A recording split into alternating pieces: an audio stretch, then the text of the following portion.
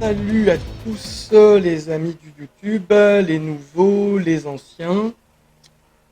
Comme vous pouvez le voir, on va utiliser un Bell 429. J'avais déjà fait des choses avec, mais bon, j'étais pas très organisé dans les explications. Donc aujourd'hui, on va essayer de faire quelque chose d'un petit peu plus. D'ailleurs, ça va être le premier hélico où je vais rajouter une fonction. Donc on va continuer d'afficher ça pour voir l'utilisation des axes des joysticks. On va faire une chose en plus au niveau du stationnaire et de la rotation. Quand on fait de la rotation donc on utilise les pieds pour faire des angles quand on se déplace au sol ou quand on fait une rotation en stationnaire. D'un côté, ça fait monter, et dans l'autre sens, ça fait descendre. Donc, ce qu'il faut apprendre et qui est intéressant, c'est d'anticiper la montée et la descente en bougeant le collectif en même temps qu'on tourne d'un côté ou de l'autre. Alors cet appareil, déjà on voit qu'il est sensible au niveau alors que je n'ai pas encore du tout de pas, mais c'est pas grave. Cet appareil il utilise toute l'amplitude là sur l'axe que j'utilise avec ce joystick, donc le Puma Pro Flight Trainer. Si on veut le regarder, il est là. Donc là, les manips se font avec ça. Et donc, le collectif, c'est la partie qui est à gauche. Le cyclique, c'est celui qu'on a avec la main droite. Et le pédalier, il est au bout. Donc là, le pas est au minimum, donc c'est-à-dire baisser tout à fond. Et il faut le lever généreusement. Là, on a une belle amplitude sur cet appareil qui est sympa pour pouvoir bouger. Alors, on se met tout à zéro et puis on regarde, comme à chaque fois qu'on découvre un nouvel hélico, ce qu'il fait. C'est-à-dire, si je monte un peu le pas, ah oui, il y a une autre chose que j'ai pas dite. Je commence avec, on va activer les stabilisateurs. Allez, tant pis. Et puis après, on passera au cap supplémentaire, supérieur, en enlevant les stabilisateurs. Surtout si, en plus, c'est un tuto quand même pour débuter, donc c'est plus sympa d'utiliser les stabilisateurs. Donc ça, faut penser à les activer ces deux-là. Ça permet de limiter le tangage. Alors évidemment, ça, moi, je vais pas le changer parce que sinon, je vais rien savoir faire. Déjà, avec les stabilisateurs, j'ai du mal. Mais moi, tout est à zéro. Vous avez peut-être 50 ou 100%. Bon, euh, ça dépend du niveau et de l'étape. Quand on a un mois d'expérience, voilà, on peut être à 50%. Moi, ça fait 6 mois. Maintenant, je garde tout à zéro. Mais c'est quand même des éléments importants. Et plus on est proche du zéro, plus ça va bouger et ça va nous demander de compenser, mais aussi plus à chaque fois qu'on voudra faire un mouvement, ça va exiger de nous de faire des mouvements plus grands et plus larges. Sans les stabilisateurs, les mouvements sont beaucoup plus petits et on voit l'hélicoptère bouger au moindre millimètre. Voilà. Donc moi, j'ai l'habitude de fonctionner sur une amplitude petite. Celui-là, il demande déjà une amplitude grande, donc bon, on va voir. Donc là, je mets tout à zéro. Et si je monte le pas, je regarde ce que l'hélicoptère fait. Et volontairement, je ne touche ni les pieds, ni le cyclique, juste pour voir ce qu'il fait. Il va en avant et il rotationne à droite. Quand je monte le pas, il a tendance à prendre un peu de vitesse et à tourner à droite. Alors tourner à droite, il tourne légèrement en rotation et il doit aussi peut-être avoir une déviance à droite. Donc ce que je vais faire si je veux décoller en stationnaire, c'est avoir un petit peu de recul pour le tenir sans vitesse. Et au niveau du pied, et bien comme il vire à droite, moi je vais décaler ma bille un petit peu à gauche, donc donne un petit peu de pied gauche. Et là je recommence. Et à chaque fois que je décolle du sol et que je me barre d'un côté en avant, en arrière, si je vois que en 2 secondes j'arrive pas à stabiliser mon appareil, je me repose et je recommence en essayant de retrouver le stationnaire directement quand il décolle du sol. Alors quand il décolle beaucoup moins vite, du coup il faut plus de puissance s'il ne prend pas de vitesse. Ça c'est général. Vous voyez, il avance encore un petit peu, donc je recule un peu. Je recule un peu. Vous voyez, il tourne plus à droite maintenant. Je recule, je recule, je recule. Il faut que je prenne de l'altitude parce qu'avec un appareil comme ça qui avance beaucoup, si je prends pas, si je reste collé au sol, la queue touche par terre. Si je perds le rack, je suis foutu. Donc là, vous pouvez remarquer que je ne bouge plus. Je bouge quasiment plus. Je suis quasiment stationnaire. Voilà à peu près le point d'équilibre de cet appareil. Il faut être à un tiers tiré vers l'arrière avec le cyclique et un tout petit peu de pied gauche. Et ça, c'est avec des stabilisateurs, évidemment. Donc si je me repose et que j'enlève les stabilisateurs, alors il m'avertit, caution, attention. Attention, ça veut dire qu'il peut tanguer beaucoup plus. Donc là, il va falloir être beaucoup plus vigilant. Il va être sensible beaucoup plus au vent et à tout ce qui nous ennuie. Donc, je vais quand même garder mon point de départ de je donne un peu de pied, un peu de cyclique en arrière. Normalement, ça, je le fais progressivement. C'est-à-dire que je pars de zéro et en montant, je mets un peu de pied et un peu de cyclique.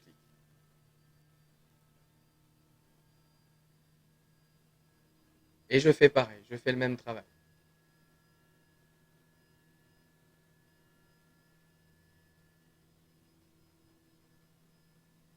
Là, il tourne beaucoup plus, du coup, il faut que je donne beaucoup plus de pied. Voilà. Et là, j'ajuste pour essayer de garder mon stationnaire. OK?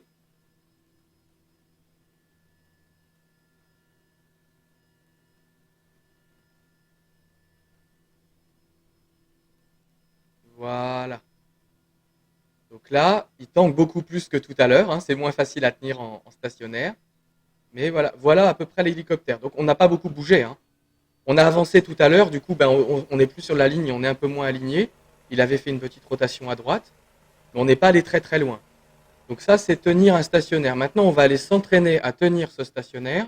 On va se remettre en stabilisateur et on va faire un essai pour avoir, on va dire, un premier entraînement de stabilisation de l'appareil avec les stabilisateurs notamment qui va limiter les tangages, les dérives, l'influence du vent. Ça ne fait que limiter, il y en a toujours. Alors, si vous êtes débutant, vous ne le connaissez pas, mais c'est pas grave parce qu'il ne faut pas l'utiliser. On fait du vol à vue. C'est vrai que c'est un appareil qui est un peu encombré, donc le cockpit quand même, il faut s'intéresser aux indicateurs. Les éléments importants, c'est là où on va. Là, par exemple, je suis face au nord. La barre qui est à droite ici. En fait, il y a une barre blanche qui est le zéro. Ça veut dire que j'ai vitesse verticale zéro, je ne perds pas d'altitude, j'en prends pas. Il faut que mon petit point violet il soit sur cette barre pour ni perdre ni prendre. Quand il est au-dessus, c'est je monte, je prends de l'altitude. Quand il descend, c'est je perds de l'altitude. Ce qui est important, c'est d'être entre cette barre et le -1 quand on veut atterrir. Il ne faut pas aller trop en dessous. Et plus il y a de vent, plus il faut être proche du zéro. Sinon, on tombe dans un vortex et on s'écrase. Voilà. Ici, on va avoir l'altimètre et l'assiette. Voilà. C'est les éléments importants. Alors ça, c'est les trucs numériques. Et ici, au milieu, on a des informations analogiques. La vitesse en nœud, ici, qui est intéressante, qu'on retrouve ici, mais qui est moins facilement lisible. L'assiette. Et ici, l'altimètre. Que j'ai pas réglé, au passage. Mais j'aime pas trop me servir des instruments. Donc, c'est pas grave. On va quand même régler un petit peu. Voilà. On est un peu plus de 100 pieds d'altitude à La Rochelle. Donc là, on décolle avec les stabilisateurs. Donc toujours pareil, on revient à zéro. Et quand on monte le pas du collectif, on donne du pied gauche progressivement et on tire progressivement en arrière. Pourquoi on va progressivement? Parce que sinon, on risque de cabrer complètement en arrière et de toucher la queue. Il ne faut pas la casser, quoi. Le rotor à l'arrière, en stationnaire, il est indispensable. Quand on a de la vitesse, c'est un peu moins grave de tomber en panne, mais en stationnaire, c'est super important. C'est lui qui fait que l'hélicoptère part pas en toupie. il vaut mieux prendre un tout petit peu de vitesse plutôt que de casser le rotor. Voilà, donc là il est beaucoup plus facile à stabiliser. Donc nous on va continuer notre rotation à droite et on va faire comme on a l'habitude de faire. Je mets un petit peu de gaz, je penche en avant pour qu'il y ait un tout petit peu de vitesse. Voilà. On va suivre la ligne jaune du taxiway.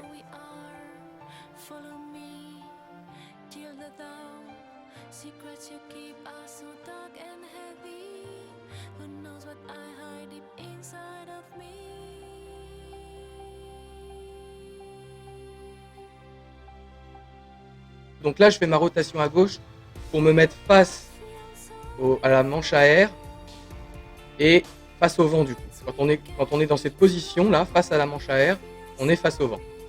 Et donc c'est beaucoup plus facile de stabiliser un appareil, un hélicoptère en stationnaire quand on est face au vent. C'est pour ça que je me mets en face et puis c'est bien d'avoir un point de repère. Donc ça me fait point de repère et en même temps je suis le sens du vent. Et voilà, et là on tient le stationnaire.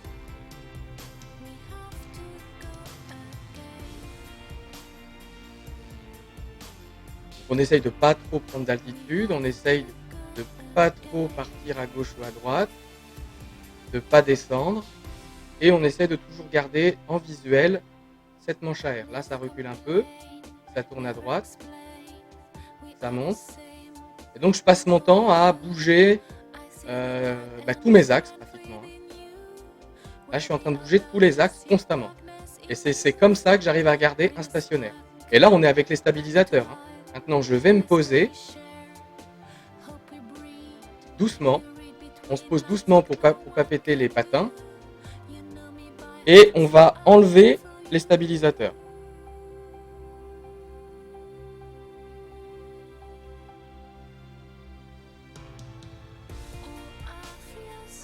Alors, on monte, on tire le cyclique, on donne du pied gauche. Cette fois-ci, on est un petit peu plus généreux parce qu'on n'a pas de stabilisateur.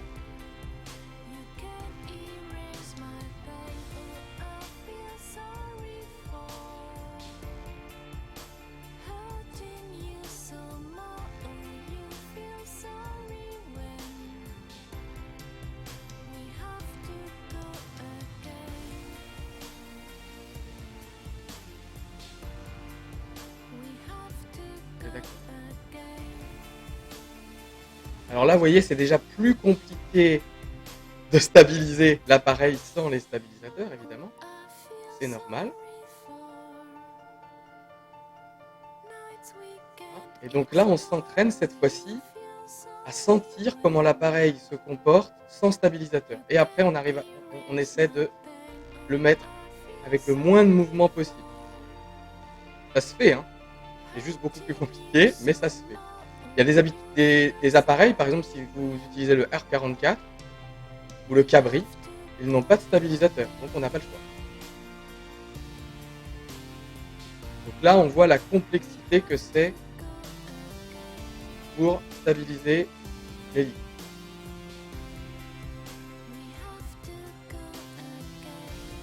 Il faut anticiper tous les mouvements pour les compenser avant qu'ils dérivent, pour essayer d'avoir quelque chose de stationnaire.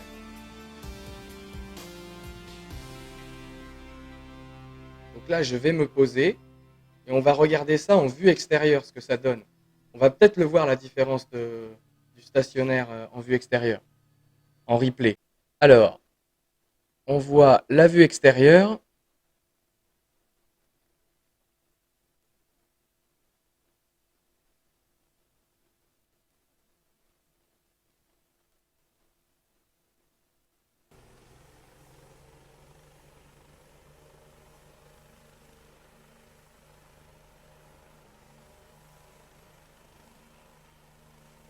Donc là, on voit que pour l'empêcher d'avancer, il faut tout le temps être penché en arrière, il faut tout le temps cabrer.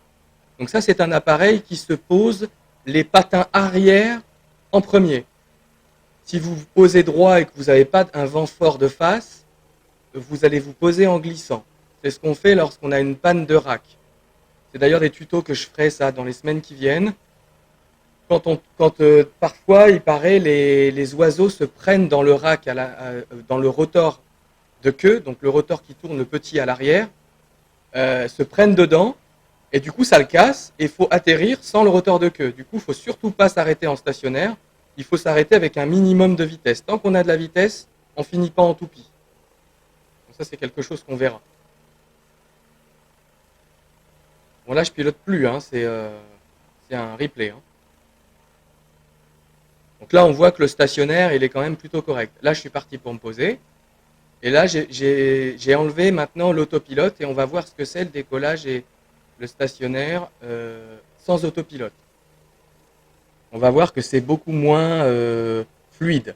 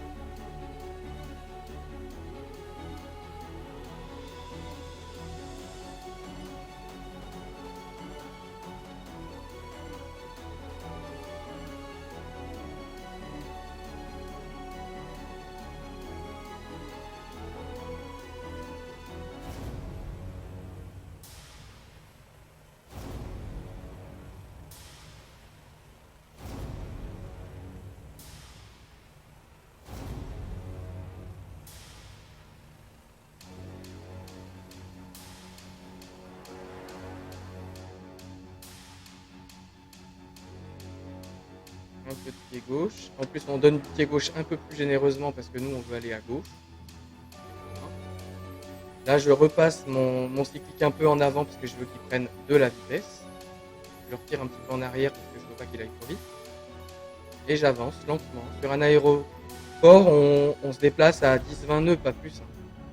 Et encore, hein, 20 nœuds, c'est trop. 10 nœuds, c'est bien. Bon, après, normalement, sur celui-là, on passe pas par ici. Mais là, c'est juste pour avoir un visuel sur le sol pour essayer de suivre une route, en fait. De se donner un objectif. Et d'essayer de voler droit, par exemple. Donc, il y a une chose qu'on n'a pas vue, que j'ai dit qu'on verrait. Là, on va tourner à droite. Et en tournant à droite, l'hélicoptère a tendance à perdre de l'altitude. Donc, il faut monter le pas du collectif un tout petit peu. Donc, je donne du pied droit. Voilà. Et là, ensuite, je rebaisse un peu le pas du collectif parce que j'ai plus besoin. Et là, je vais aller à gauche. Il va falloir que je baisse le pas du collectif pour éviter qu'il prenne trop d'altitude, mais pas trop. Donc ça, c'est des petits trucs qu'il faut savoir. Alors, chaque appareil a son sens de rotation et son comportement sur l'effet de sol. Donc là, il faut s'adapter. Il faut s'habituer. Enfin, à chaque fois qu'on change d'appareil, il faut se réhabituer. Donc moi, j'observe et là, je vous commande. Parce qu'en fait, je n'ai pas piloté souvent. J'ai fait quelques switches la semaine dernière pour me réentraîner dessus. Donc là, on fait un stationnaire à la limite. Normalement, on demande l'autorisation et tout. Hein. Là, je suis tout seul. On penche en avant et on monte le pas. On donne du pied. On penche à gauche parce qu'en fait, il a tendance à aller à droite. Hop, et après, on rééquilibre. Et on essaye de partir le plus droit possible. C'est très compliqué de partir droit avec un hélico. Il est tout le temps en train de tanguer d'un côté ou de l'autre. En fonction de la vitesse, il n'a pas le même comportement. Voilà. Et on a la bille verte au-dessus de l'assiette là. On a une bulle verte. Il faut essayer de la mettre au centre. Et c'est ce qui signifie que votre vol il est droit ou il n'est pas droit.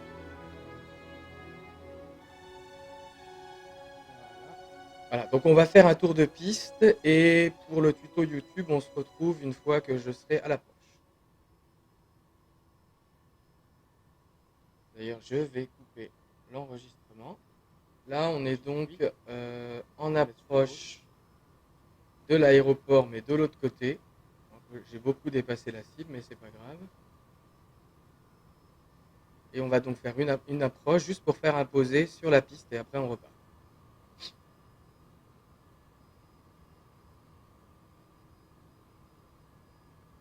Donc là, je baisse le pas.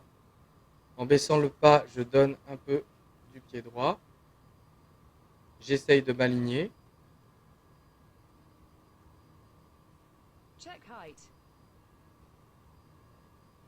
Et là, je ne vais pas tarder à arriver à l'effet de sol. Je baisse le pas, je tire en arrière pour perdre un maximum de vitesse. Du coup, je donne pas mal de pied droit quand j'ai pas beaucoup de collectif comme ça. Voilà. Et là, je suis en dessous de 40, donc je remets du pas, donc du pied gauche, pour éviter de m'écraser. Alors on voit quand même que j'avais quand même de la vitesse avant de toucher. Mais c'est pas mal. C'est pas mal. Alors on peut se regarder la manœuvre en vue extérieure pour voir ce que ça a donné. Et quand on apprend, c'est important de faire ça souvent pour arriver à trouver des petites coquilles et essayer de trouver les bonnes manœuvres qui vont bien pour apprendre et faire mieux, quoi. Alors là, j'ai mis en accéléré. Voilà. Et là, on va le regarder tranquillement, ce que ça donne pour l'atterrissage.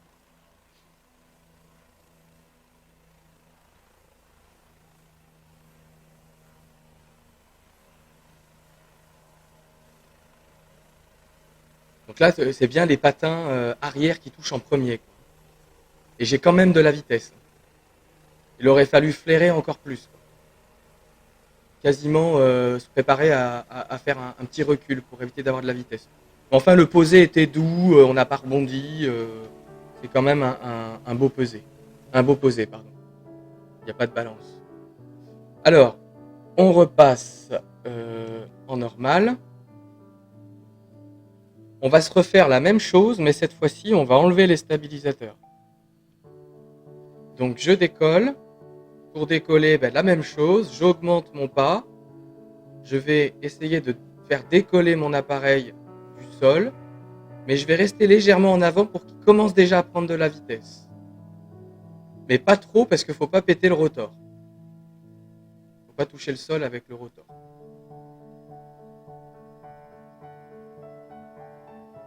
Voilà.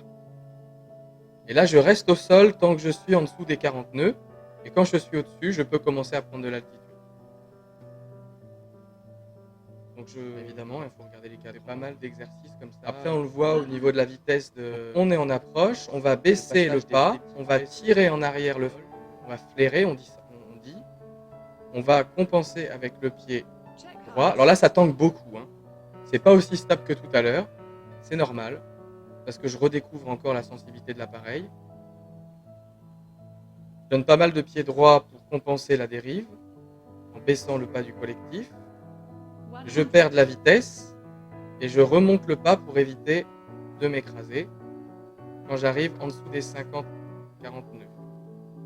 Je perds toute la vitesse dont j'ai besoin. Avant d'approcher le sol, je remets du pas pour éviter de m'écraser. Je donne du pied gauche parce que j'ai monté mon collectif et je me pose. C'est hyper technique, mais c'est faisable. Donc là, on avance, mais pas très vite. On flaire pas mal pour perdre de la vitesse. Il remonte un petit peu, c'est normal quand on flaire, ça prend vraiment pas mal de vitesse. Et après, dès qu'il n'y a plus de vitesse, il descend très vite. C'est là qu'il faut remonter le pas. Sinon, on tombe dans une sorte de vortex et c'est foutu.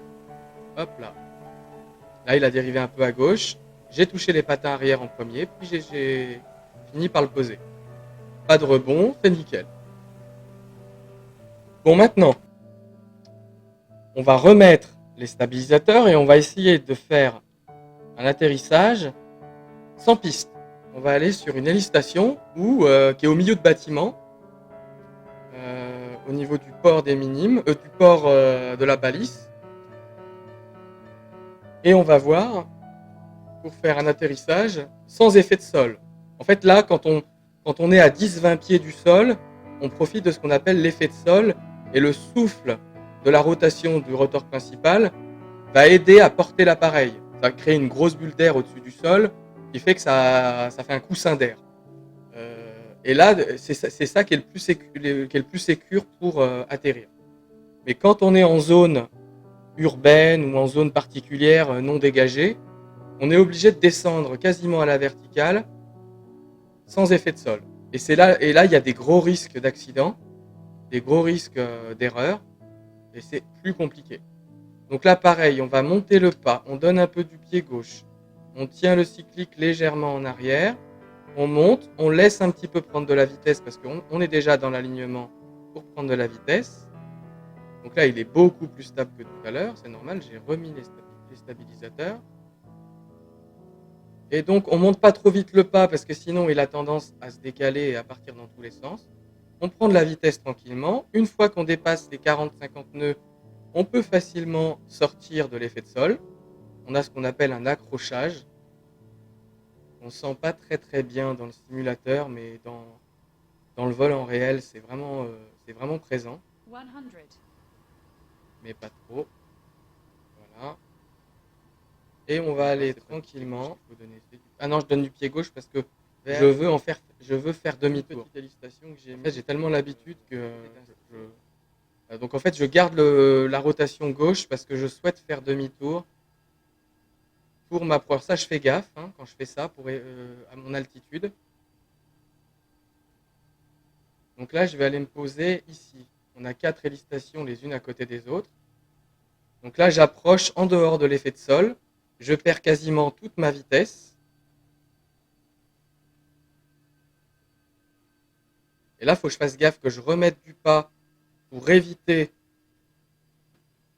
de perdre trop vite de l'altitude et tomber dans un vortex. Et j'approche tranquillement avec une vitesse verticale raisonnable.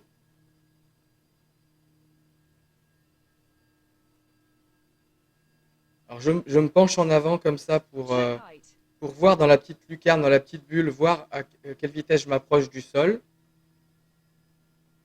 Et pour viser la cible, parce que du coup avec un cockpit pareil, on n'y voit rien du tout. Donc c'est pas l'idéal quand on veut apprendre. En fait, il faut connaître le gabarit et l'encombrement de l'appareil pour cibler le bon endroit. Donc c'est compliqué de se retrouver du coup à l'intérieur pile poil de la bulle jaune, mais on essaye. On essaye et puis on regarde.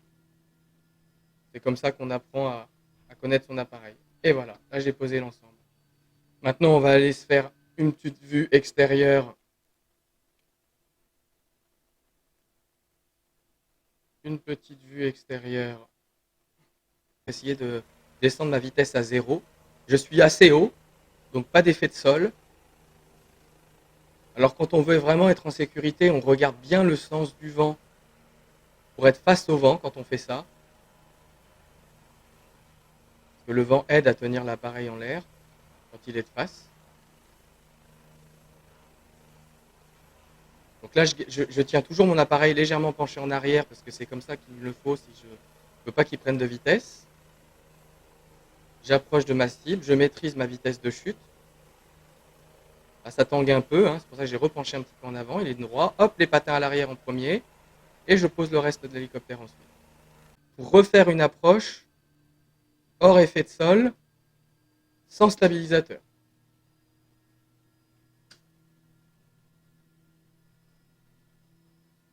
Là, je fais un décollage vertical. Enfin, j'essaye. Parce qu'il n'y a pas de piste, donc on ne peut pas prendre de la vitesse comme ça. Donc quand on vole comme ça, il faut légèrement reculer. En fait, il faut garder en vue là d'où on vient, en s'assurant que derrière, il n'y a pas un bâtiment qu'on peut toucher. On prend de l'altitude normalement jusqu'à 100, 200 pieds, passer au-dessus des bâtiments qui nous entourent. Et puis ensuite, on penche en avant pour prendre de la vitesse. Il faut mettre du cyclique gauche pas mal parce qu'il dérive pas mal à droite.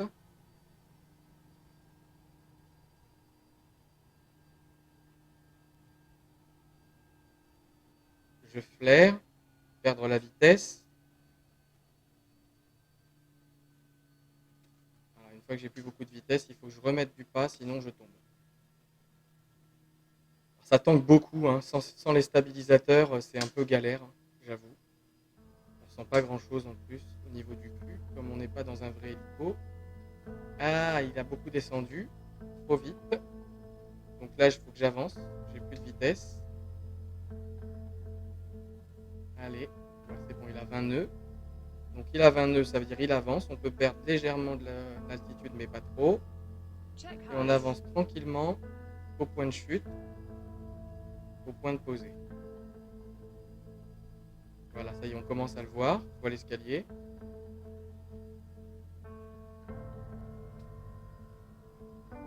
Alors celui-là, il a un détecteur au niveau du sol. Il capte où est la distance du sol et du coup, il nous met une petite éprouvette marron et bleue pour nous indiquer la distance qu'il nous reste à parcourir avant de toucher le sol. C'est la technologie. Ça aide quand on n'y voit rien. Parce que c'est des appareils qui peuvent se faire en IFR ou on peut voler dans le brouillard et tout, dans le mauvais temps, la nuit. Et voilà, on a posé. On va se refaire un petit visuel d'extérieur. Hop, hop.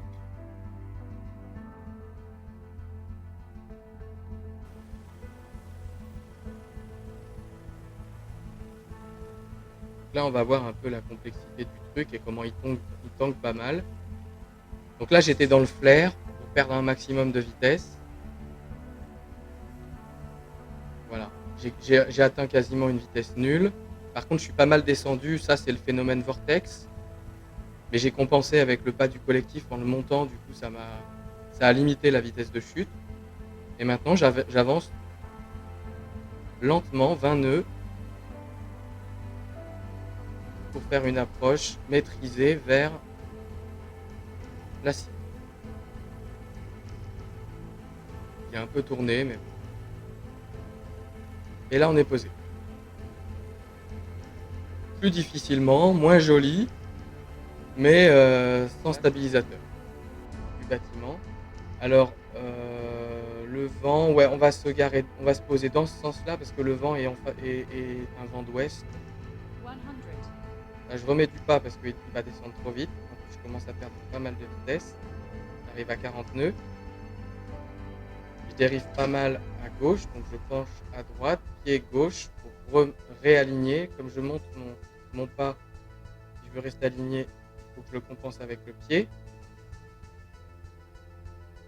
Là, j'ai monté le pas pratiquement de moitié. Hein. C'est énorme, il faut beaucoup de puissance quand on n'a plus de vitesse.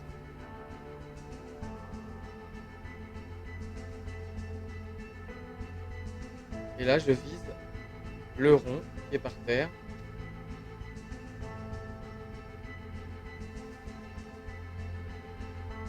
Voilà, ça y est, je l'ai eu. C'est difficile à choper, mais je l'ai eu. Je suis un peu sur le bord. Mais bon. On va se refaire un petit replay.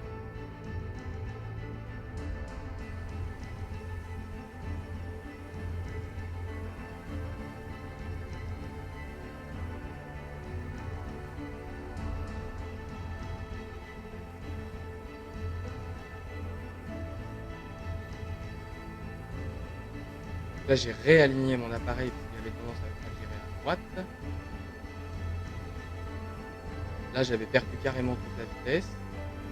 Et ensuite, je remets un petit peu en avant pour mettre un peu plus droit et avancer progressivement vers la cible.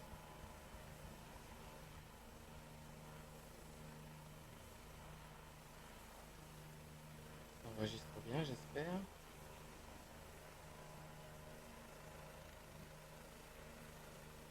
Donc c'est un peu rapide, on fait un virage à 90 degrés. Normalement, ça va nous faire ça déjà perdre pas mal. Voilà, on arrive à 60 là. Hop là. 100. Donc là, pareil, on se prépare à l'approche. On est à 20 nœuds, il faut faire gaffe à ne pas perdre trop d'altitude. Et puis on approche gentiment en tenant le cyclique un peu en arrière pour pas qu'il prenne trop de vitesse. et on regarde la cible. Donc là, elle est au-dessus du tableau de bord. On est beaucoup trop loin. Le plus important, c'est de la voir au niveau des pédales. Là. Voilà. Hop. Voilà. On fait un petit stationnaire quand on arrive au-dessus de la cible et on se laisse descendre. Hop là. Voilà pour le poser. Après, ce qu'on peut faire quand on arrive comme ça, c'est tenir le stationnaire. Donc là, je vais remonter, tenir le stationnaire et puis faire une petite rotation pour s'aligner comme l'autre. Mais ça, c'est super compliqué à tenir. Donc moi, je sais pas encore bien faire, mais on aura essayé. Ouais, on aura réussi à moitié.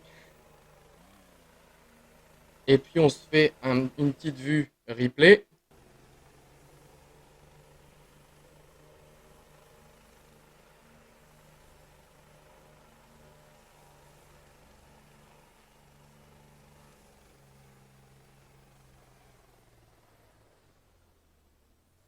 Voilà. Là, j'ai fait mon 90 degrés. Ça m'a fait perdre la moitié de ma vitesse. Et après, je flaire, faire descendre le reste de vitesse qui me reste. Là, ça flaire encore. Hop, là, ça redresse.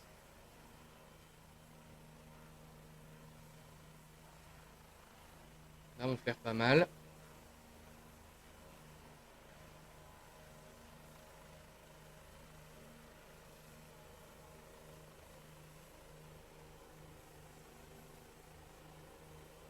Alors, tout ça, on ne le réussit pas forcément du premier coup. Hein. Et quand on débute, on s'écrase aussi.